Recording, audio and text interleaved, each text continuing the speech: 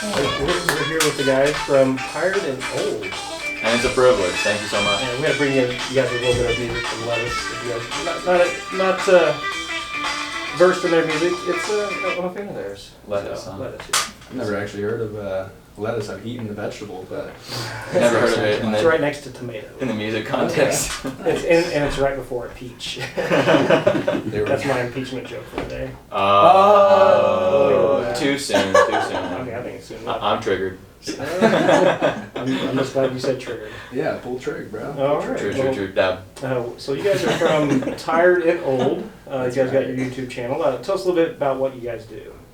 So the biggest thing right now, we've got a little series going. We actually just had a great discussion about it. But we have this series going, and we're going to 50 Starbucks, or at least we think we are. We've started. We're through 10. And what we do is we go in and buy as many people as we can espresso shots. And it's worked quite well in a couple places. In Cincinnati, we had about 25 people take shots with us. And then actually, we went to Springfield, Missouri. We were at Missouri State. That was our second one ever. 40 students took espresso shots with us, so that was kind of cool.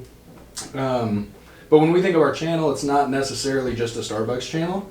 Started about 2 months ago, and we're just now getting into it. Bought a camera. And just do all things cool. So I mean, the interaction you get with people when you go to that, like, what's been some of your favorite interactions? Oh, so we actually we got the privilege of going into the grad room. I was thinking the same thing. Yeah. That's good. Yeah, we went into the graduate room at Missouri State, and so we talked to the secretary, and she's like, "Yeah, I don't want any espresso shots, but go in there because we know they're going to take these shots with you. They really love coffee. They need their caffeine." So we go in. And there's probably like 10 graduates, and we're like, "Hey, we got free espresso shots. Y'all want some?" And they all stood up, and they were like, "Oh yeah!" And then so we started talking to them, and man, it's just a party. Like it's literally a party in there, almost Without alcohol. Yeah, exactly. Without Yeah. alcohol. Yeah. So it was huge, and they were having a good time. So many smiles, and just the interaction was totally different than any other place we've been. They were really about it. We told them we were going to come back, so we've got to hit that. If any of you from the grad room are there, we'll be back. We already said But that. but the funny thing is, like, all of them are so different. Like, we've had some that went so poorly. Like, we've had some where they like said no. Like, she wouldn't make them for us because she wanted to quote save cups. Yeah. And so there've been like huge differences. Like, that was a really good experience, and most of them have been. But But the funny thing with that one, so we were at K-State with that one, and what happened was we had got coffee before, which we don't always do that. Sometimes we just dry run, go in and stand on a chair and say, "Hey, we're doing this." But in that one, we had a coffee, and the barista was treating us so well. Like, we were having a great time with her. She's smiling, interacting. Then we bring the camera in. The camera gets involved, and immediately, like, her whole tone changes. She's not smiling, not having a good time. Doesn't seem like she wants to be on camera, and then won't even make the shots for us. So we think it was probably our presentation, amongst other things. But yeah, a lot of variables. amongst laziness of not wanting to make 20 shots. I've had bartenders do that problem in the whole bar industry, like towards the end of the night. So it's right around the shots. Like, sometimes it's like, yeah, you just want to say fuck it, and just no, it's not worth it. Not like, worth that $5 tip. They're gonna leave me. There's somebody on my Facebook that I'll leave nameless, but whenever he used to come in and order the red snapper shots, it was just like, holy fuck, this late at night, you want to know how many? Or the bachelorette groups, I would have lemon drops right at the end of the night. Oh, those are always fun to make. Yeah, suck balls. Oh. But yeah, the interaction though, so you have with it. So sometimes you get a little bit of surprise, I guess, from the establishments, but yet overall it's a very good. We feel like we're brightening days as a general rule, and we're having a lot of fun doing it. So yeah, overall positive. From what all cities you go? You have Cleveland. 6 states. And 9 cities. I guess Can we you go through it, please? Yeah, we did. We've got 10. Yeah. I think we're through with 10. So we're what would that be, 20% of the way done? But we started out in Fayetteville, Arkansas. That was a big one, man. We were so nervous. And then from there we came to our home state. We didn't hit Joplin. We hit Springfield. The third one was at K-State. I think third was Pitt, actually. Third was Pittsburgh, Kansas. At Pitt Pittsburgh, State. Kansas is the funny one. That was a really weird one. Yeah, there was like no one in the Starbucks. And no one said yes. Like, literally, we got one person to say yes, but we saw, like, it still went really well at the end. Like, we went to, like, Walmart and, like, dropped the shots off to people instead of handing them out in Starbucks because no one would take them. At least they didn't think it was rookie. That's one of my issues. That's one of my issues. I wonder what people think. So we've been talking about this and trying to figure out what route we want to take at times. But one beautiful thing was at Pitt, no one in the Starbucks would take them, but then there were these construction guys outside, like, working manual labor. And as soon as I came out, I was like, "Do you guys want a free shot?" And they were, "Hell yeah!" Like we want them. Like, and they just all took them. They were Like they saying, didn't give a and crap. by the way, it's pouring rain. Yeah. It is pouring rain. We're running through the rain getting stuff. These Yeah. guys are just out there doing hard work, and they're like, "Oh hell yeah!" Take it, slam it back, like boom. Okay, so then after that we go to Tulsa, another one. Dude, the Killed Tulsa manager literally wouldn't let us do it. We're handing out shots. He's like, "No, you can't do it." Part of it, he was saying the liability, etc. That almost ended the series. After that one, because he was saying you just can't do this in Starbucks. So I mean, I was never thinking like we kind of had a bit of a clash there, but Yeah, we were thinking we were Brooks, gonna have to rethink the series after that. But then we realized he was just kind of being. A dick. Well, that's. I mean, I would. Yeah. Yeah, I would say. I mean, I we would call a say spade a spade. He pissed me off a lot. I really got pissed off. Yeah, call a spade a spade. Yeah. But yeah, it's kind of funny how people like want to interact with someone doing something like that. Sometimes some people don't know how to take the niceness, so they usually think it has intent behind it. Or someone's being nice, like, what do they want from Strings me? attached, Like, yeah. yeah, like if you can't do something without strings, you shouldn't be doing it. You know what I'm saying on that aspect. So, but that's really just really admirable that you guys go around doing that just to brighten people's days. I thought it was kind of cool that you guys.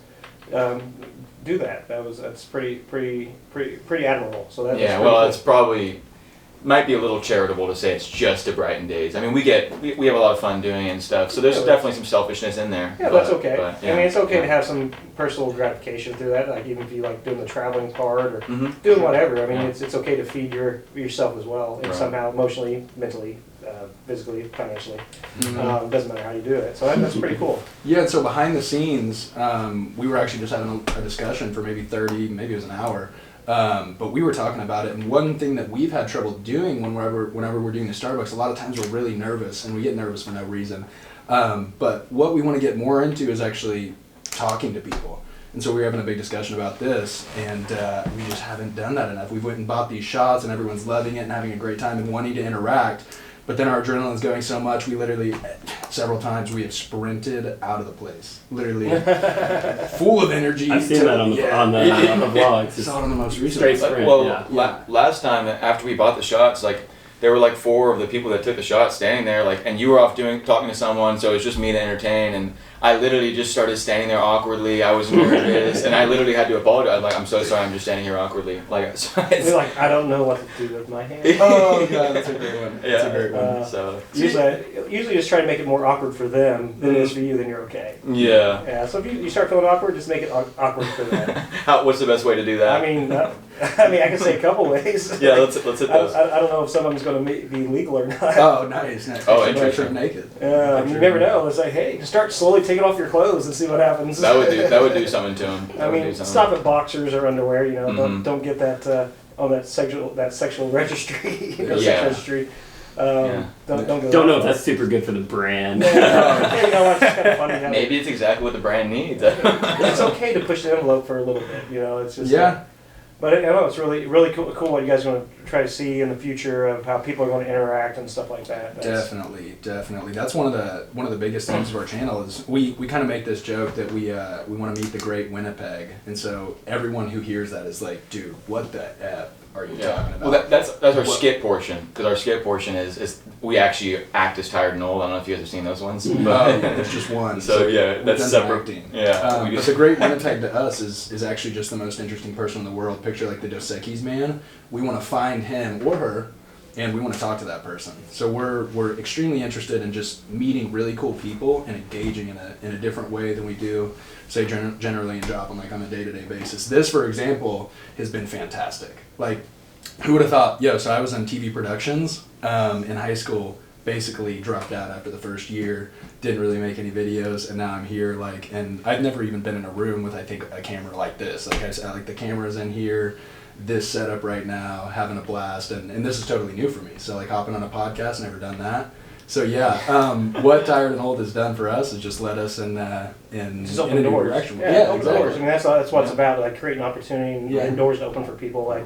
That's what we do with the Commons here. Is actually try to bring people in and open not just doorways in business, but doorways in life for relationships and those that want to progress together. Together. Bring that like-mindedness together and try to take that journey, because whenever life stops, who knows? But the journey we're here. Let's just have fucking fun. Really, that's It's a space that's what for it's creatives. about. Yeah. So. So my first time in the Commons was last night. It's my second time, and I want to give the highest recommendation to this place. I was telling them this is a totally new thing for Joplin. I'm a Joplin native, and I want the city to do really great. And I just didn't expect something like this to come from a city so small. This is like an idea and a concept that I told them. I was like, this is something that I would only expect in like a Manhattan setting or like a huge city like LA. So definitely get out here and check this place out. This is the place to be for sure. Cool. Well, we appreciate that. Like, this is just the start of many relationships that we hope to start here, just introducing people and just connecting dots. Like, that's what I like to do personally in my life. But it's not about money; it's about the connections you make, and that's what I've fallen in love with in my life. Like, and especially the last 3 years. So it's cool to see you guys going out there and doing that. And you never know what that one little act of kindness that you're doing can change somebody's day. Like, that's the reason I kind of like. It's really cool to see what you guys do. Mm-hmm. I want to remind everybody it is the Christmas season too, so those acts of kindness are a big thing. My mom's actually been talking to me about it. Like, why don't you guys go to the homeless shelters or even like a hospital, like the emergency room, and bring coffees to them on Christmas? Yeah, that'd be People awesome. are in a bad spot right now and having a tough time, especially around this time of year. If you took a lot of shots to like Mercy or Freeman, where you have all like the RNs and everything, like working their ass off. That would Yeah, that would be cool. awesome. And the thing is, that's what I like what you guys are doing, because you guys are doing shots of coffee, something that's actually a little more, it's more, usually in the bar atmosphere that I'm used to. Everybody wants to, let's take these shots of alcohol to celebrate, which actually doesn't, I mean, you're doing something that's building people up. It's creating a positive impact point, which I really like to see in that. So And, and there's a lot of Starbucks inside of hospitals, so little like... Really? Okay, see, Yeah. so Freeman and Mercy both have. Yeah, they both have Starbucks. in Joplin? Yeah. Wow, this is news to me. So it'd be a good... My mom's a good nurse too, and I had no idea. So, wow, thank you for that information. It's something we're definitely gonna have to attack, I think, here soon. For sure. We're totally pumped, and we're. I would actually do a whole video just on a hospital, even if it's in Joplin or wherever. If they have a Starbucks in it, I would attack a video like that halfway through the series or whatnot. Yeah. Because then, I mean, you have everyone in the hospital. No one likes being in the hospital. It's like the worst thing. But if you buy everyone shots, it kind of changes it, and it's like something. So shed some light on why ever they're shots there. of espresso. We're gonna say shots espresso. Shots of espresso. Well, it's cool. That is one cool thing about Starbucks. I mean, I think there's a lot of cool things about it, but the fact that like there's so many different environments with Starbucks. Like, we did one at the St. Louis Zoo. They have a Starbucks in there. They have Starbucks in hospitals we could hit, and there's obviously the run-of-the-mill Starbucks. So. Oh, hey, shout out to we were actually in an Airbnb up in St. Louis. When we did this St. Louis Zoo Starbucks, and me and Brooks heard a bunch of laughing, and we're on like the second floor. We're like, where is this laughing coming from? And then so finally we realized it's basically right above us. It was like a frat house, right? It's like a frat house Airbnb, and there's all kinds of people staying in it. And so I convinced Brooks, I'm like, gosh, we gotta go talk. And he's like, of course, he's like, oh yeah, let's do it. But I had this idea in mind. I was like, man, we hear all this laughing. Why don't you just why don't you go up there and say, hey, we want to laugh too? So it's the funniest thing. I'm so happy I didn't have to do it. It was the dorkiest shit I've ever said. Knock on the door, it's me with some beers, and I'm like... Was it the guy that came to the door? I don't know. Okay, no, I don't think so. Oh, okay, was it? The giant man was back in the gosh, in the back there, yeah, just a giant Literally Norwegian different or material, Dutch man. human, yeah. Yeah. And I was just like, hey guys, we heard you guys laughing and we just want to laugh with you. So, And of course, and Brooks they loved has... it. Did they ask you how much weed was in your system? oh my gosh. They should have. Yeah. No, it's funny. He came in tow with his pumpkin beers. It was pumpkin, right? Pumpkin ales, yeah. Oh, pumpkin ale. Yep, Yeah, yep, we're talking about Nothing that. says basic white guy like a pumpkin. What the hell? Are you serious? No, it's true. No, a basic white guy's Coors Light. Come on now. Let me in with this pumpkin ale. Oh, I would think you're trying to fuck me. Hey. Just kidding. No. I'm on the Guinness train now, so I'm much more manly. Don't worry. Yeah, I guess that's I'm true. on You had the one Guinness tucked in your pocket. I'm liking those stouts now. Like those dark beer, milkshake beers. Yeah, so they let us in. We're in this Airbnb. They let us in. It's probably like 11:30, and these people are all from the Netherlands. And it's I didn't realize this till the end. I didn't realize they were like a family, but it's a family. and there's two sisters and a giant man that's like 6'6", by the way, just a huge unit. Shout out, Colin. Real chill though. Yeah, a nice twinkle in his eyes. Yeah. Very kind soul. And so it turned in, we ended up taking espresso shots at the St. Louis Zoo with him. That video is about to come out. But it was the craziest thing. A woman comes in, like Brooks notoriously has a loud voice. I don't know if you can tell. Right, He's yeah. definitely toned I it noticed down. last night at dinner. Okay, nice. Yeah, notoriously loud voice. This woman just knocks and is like, hey, like in a kind of a nice way, but she's like, hey, can y'all please quiet down? And we're like, oh yeah. And Brooks is like, yeah! Of course, right? And so, not 5 minutes after she leaves, she comes back because Brooks is just killing it. I mean, it's so loud. And we're all partying, we're having beers, and she comes back and she's like, oh my gosh, guys, I'm trying to sleep. Like, I'm just gonna have to join you because you're too loud. This lady ends up she's studied at MIT and Stanford. She's like a biologist with PhDs, and we just get in the most shocking conversations. And these people like, dude, I'm pretty sure the people from the Netherlands spoke better the English than me. And so I'm sitting in this place just having a ball. So that was the St. Louis story. Then we took a little road trip. We went up, we hit Cincinnati, Cleveland, we hit Louisville. Columbus, Ohio, which is where Ohio State is. Columbus, Yeah, Ohio. Columbus. I went to my first Ohio State game, and it was awesome. But I gotta shout out the Sooners, man. I like the stadium better and the football team. So, but also Ohio State was just a really cool experience. So we hit that Starbucks right before we went into the game, and it was smooth sailing from there. But one weird thing, and I don't know how I feel about it, that I think we've both been like experiencing, is like that road trip. We had like a shocking amount of like awesome experiences, and it was super, super, super fun. Yeah. But like we both just felt like a little unfazed after. Like it's almost like we're getting like numb to awesome experiences. So I think it's a good thing because we're not like harping. We have a higher bar now. We're not like harping on like little things or big things even. Like we're just kind of. It's like getting over the small fears of the adrenaline of the small things first. Yeah. And then that's going to be like, how are you going to keep on bettering it? Right. Correct the experience. Right. Yeah, Yeah, our deficit of adrenaline has definitely changed. I don't even know if that's the right terminology, but like after the first one, we had so much adrenaline. It was like full pumping through my system. I feel like I could have benched like 480 pounds 6 times, like legit. And then like when all that adrenaline comes, once it goes down, we were just tired. We were so tired. Like it was my birthday weekend, like so blitzed. And so it's nice to see that we're able to have chiller times now as we've done it more. And the adrenaline's good, don't get me wrong, but man, when you have that adrenaline rush, it's almost like you get the really high, and then pretty quickly it turns into kind of a Yeah, low. yeah. So what gave you your first start that wanted to do this? YouTube? Mhm. It's a great question. I mean, it goes back to high school, I guess, to a degree, right? Yeah. We junior year we had it was junior year, right? We had Yeah. 6 of 7 classes, so Yeah. it's almost kind of weird when we left each other. Yeah. I don't even know what class it was, but we used to get in so much trouble, man. We were like the guys that'd be in the back laughing, and you're like,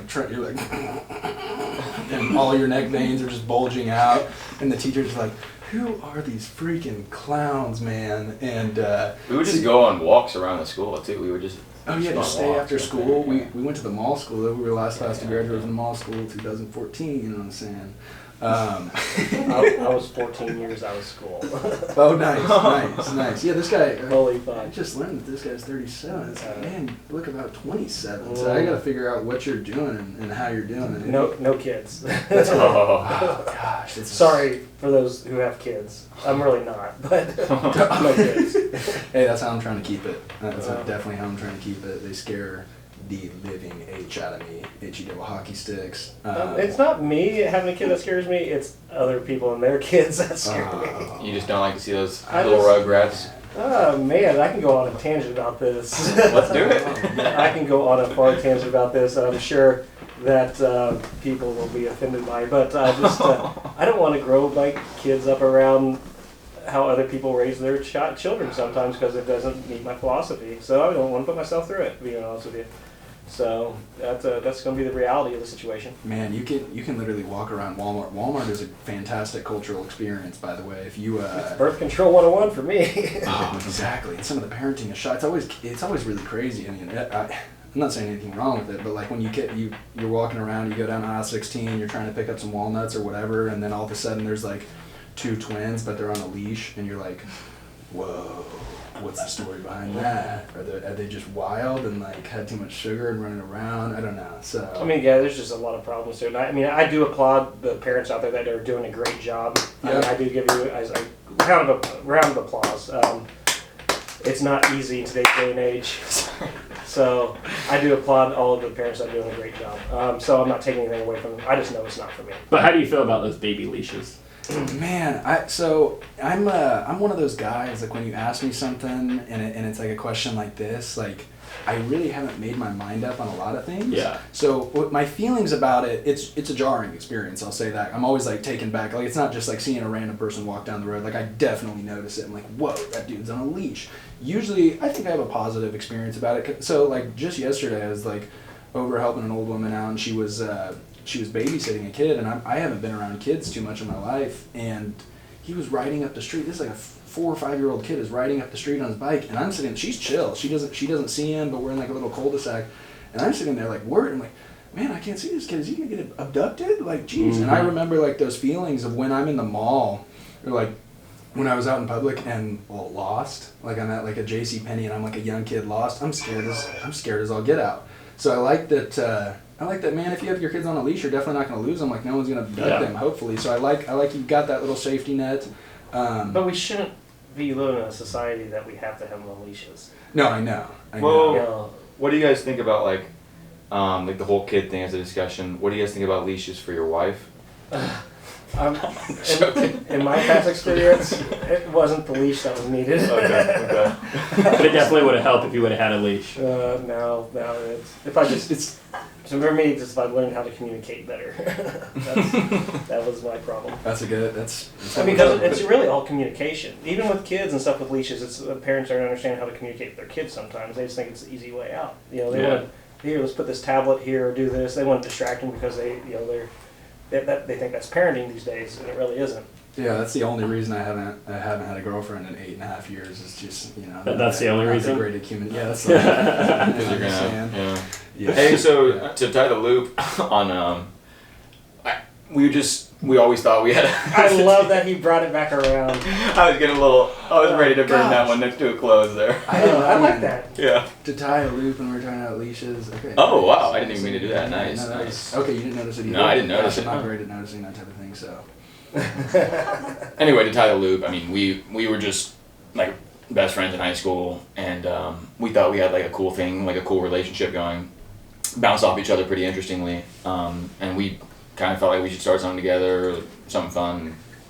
And here we are, 5 years later, we finally started it. That's So, cool. Well, I mean, it's a good start. Most people don't even start. Yeah. So a round of applause for just starting, because that's the biggest step that people are afraid to take.